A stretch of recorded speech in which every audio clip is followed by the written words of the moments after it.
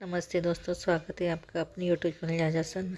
इसका नाम है मोहित मोटिवेटेड एग्जाम चैनल। आज हम देखने वाले हैं सीटेट 2018 साल का पेपर 1 में से पार्ट 2 गणित विभाग के प्रश्न। चलो तो शुरुआत करते हैं प्रश्नों को।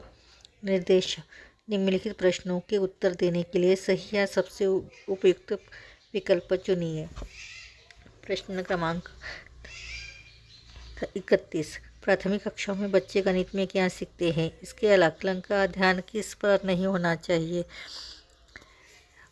ऑप्शन है गणितीय अवधारणाओं को समझना, गणितीय भाषा का विकास, गणित की समस्याओं का जवाब देने में सटीकता, तर्क कौशल्य का विकास। तो इसका अचूक उत्तर है पर्याय क्रमांक 3, गणित की समस्याओं का जवाब देने में सटीकता। प्रश्न क्रमांक 32। प्रारंभिक कक्षाओं में एक गणितीय अवधारणा के विकास में निम्नलिखित निर्देशों का अनुक्रम किस प्रकार किया जाना चाहिए? अनुक्रम दिए हैं: चित्र बनाना, प्रतीकात्मक प्रतिनिधित्व का उपयोग करना, अनुभव प्रदान करना, भाषा के माध्यम से समझना। पर्याय दिए हैं अपने को। पहला 4 3 2 1 4 3 1 2 3 4 1 2 4 3 2 1 3 1 2 और 4। तो इसका सही जवाब है पर्याय क्रमांक 2 3 4 1 2। उसके बाद है प्रश्न क्रमांक 33। एक बच्चे ने नीचे दिखाए अनुसार दो संख्याएं घटाई है। संख्या है 83 माइनस 27 बराबर आते हैं 64। निम्नलिखित में से कौन सा कथन बच्चे के घटाव सीखने का बोध करता है? पर्याय है बच्चे को घटाव की प्रक्रिया में स्थानिक मान के बारे में गलत धारणाएं हैं, बच्चा नहीं जानता कि कैसे घटना है, बच्चा 2 अंकों वाली संख्याओं के घटाव की प्रक्रिया जानता है, चौथा है यह एक गलती है और इसे बार बार अभ्यास करके सुधारना चाहिए। तो इसका सही जवाब है बच्चे को घटाव की प्रक्रिया में स्थानिक मान के बारे में गलत धारणा है। ऑप्शन क्रमांक 1। उसके बाद है प्रश्न क्रमांक 34। अधिगम और आकलन के चक्र में निम्नलिखित चरणों को क्रम से व्यवस्थित कीजिए। अधिगम और आकलन का चरणों का क्रम दिया है, उसे अपने को व्यवस्थित करना है। वो क्रम क्या है? पहला है शिक्षण अधिगम के साथ एकीकृत आकलन, शिक्षण अधिगम और आकलन की योजना बनाना और उसका संगठन, प्रगति रिपोर्ट का विकास। चौथा है बच्चों के अधिगम और प्रगति के प्रतिपुष्टि की रिपोर्टिंग और उसका संचार। ऑप्शन दिए हैं 2 1 3 4 1 2 4 3 4 1 2 3 2 4 1 3। तो इसका सही जवाब है पर्याय क्रमांक 1 2 1 3 4।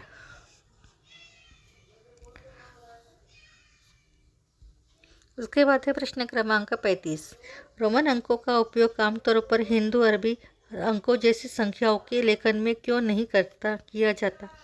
पर्याय है रोमन अंक स्थानिक मान का नियोजन नहीं करते हैं, इसलिए इस अंकों का उपयोग करके गणना करना मुश्किल होता है। रोमन अंकों को याद करना मुश्किल है। रोमन अंकों का उपयोग करके संख्याओं की बनाना एक जटिल कार्य है। बच्चे अंग्रेजी वर्णमाला और रोमन अंकों में भ्रमित हो जाते हैं। तो इसका सही जवाब है रोमन अंक स्थानिक मान का नियोजन नहीं करते हैं, इसलिए इस अंकों का उपयोग करके गणना करना मुश्किल होता है। ऑप्शन क्रमांक 1। उसके बाद है प्रश्न क्रमांक 36। एक शिक्षक अपनी कक्षा में बच्चों को उनके परिवेश में मौजूद वस्तुओं के भौतिक गुणों को अपने शब्दों में समझाने के लिए प्रोत्साहित करता है। अपने छात्रों के साथ ऐसी गतिविधियां करने के पीछे शिक्षक का सबसे उचित उद्देश्य क्या है? ऑप्शन है यह एक बहुत ही रोचक गतिविधि है जिसके आकार की अवधारणा को पुनः देखने के लिए खाली समय में किया जा सकता है। बच्चे अपनी भाषा में वस्तुओं को समझने का आनंद लेते हैं, जैसे कि वे डम्बशरास खेलने का आनंद लेते हैं। यह बच्चों को अनौपचारिक रूप से किसी वस्तु के भौतिक गुणों का निरीक्षण करने का अवसर देता है जो आकारों के बारे में उनकी समझ को गहन बनाता है। यह एक उपयोगी गतिविधि है जो एक बच्चे को आकारों का परिचय करती है। तो इसका सही जवाब होगा पर्याय क्रमांक 3। यह बच्चों को अनौपचारिक रूप से किसी वस्तु को भौतिक गुणों का निरीक्षण करने का अवसर देता है जो आकारों के बारे में उनकी समझ को गहन बनाता है। उसके बाद है प्रश्न क्रमांक 37। अशिक्षित दुकानदार द्वारा उपयोग किए जाने वाले गणित कक्षा में उपयोगी नहीं है। सभी गणितीय समस्या को हल करने में बहुत उपयोगी है। वे अस्पष्टता और बहुत कम स्तर में अशुद्धता है कि संबंधित समस्याओं को हल करने में वैकल्पिक रणनीति के रूप में कक्षाओं में शिक्षकों द्वारा चर्चा की जानी चाहिए। तो इसका सही उत्तर है पर्याय क्रमांक 4 कि संबंधित समस्याओं को हल करने में वैकल्पिक रणनीति के रूप में कक्षाओं में शिक्षकों द्वारा चर्चा की जानी चाहिए। उसके बाद है प्रश्न क्रमांक 38। एक शिक्षक को गणित कक्षा में बच्चों को एक विषम समूह को कैसे संभालना चाहिए। ऑप्शन है, एक ही क्षमता वाले बच्चों को एक साथ समूहित रखकर और उसकी क्षमता के अनुसार प्रश्न देकर। एक ही कक्षा में सभी बच्चों को एक साथ समूहित रखकर। अलग अलग क्षमताओं वाले बच्चों को एक साथ समूहित रखकर ताकि वे एक दूसरे से सीख सके। उसके बाद है कम क्षमता वाले बच्चों को अनुसार कक्षा में प्रश्न हल करके और उच्च क्षमता वाले बच्चों को जटिल प्रश्न गृह कार्य के रूप में देकर। तो इसका सही जवाब होगा ऑप्शन क्रमांक 3, अलग अलग क्षमता वाले बच्चों को एक साथ समूहित रखकर ताकि वे एक दूसरे से सीख सके। उसके बाद है प्रश्न क्रमांक 39। गणित में सीखने के प्रतिफल इसलिए विकसित किए गए हैं ताकि गणना के लिए बच्चों को लघु विधियाँ बताई जाए। विभिन्न शैक्षणिक सर्वेक्षणों में बच्चों की उपलब्धि बढ़ाई जाए। बच्चों द्वारा हासिल की जाने वाली कक्षावार दक्षता और कौशल्य को परिभाषित किया जाए। वर्ष के अंत परीक्षाओं के लिए बच्चों को तैयार किया जाए।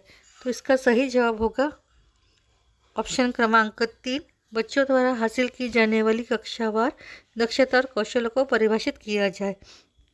उसके बाद है प्रश्न क्रमांक 40। निम्नलिखित में से कक्षा में हो रहा कौन सा कार्य एक गतिविधि है। ऑप्शन है, शिक्षक समझाते हैं कि प्रश्न कैसे हल करें। बच्चों द्वारा कविता के रूप में गिनती का वाचन। बच्चों द्वारा शाम पट से नकल करना।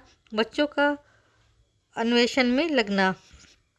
तो इसका सही जवाब है प्रश्न क्रमांक 40, बच्चों का अन्वेषण में लगना। इसके बाद के प्रश्न हम अगले भाग में देखेंगे। वीडियो पसंद आए तो लाइक करें, शेयर करें, कमेंट्स करें और चैनल को सब्सक्राइब करना ना भूलें।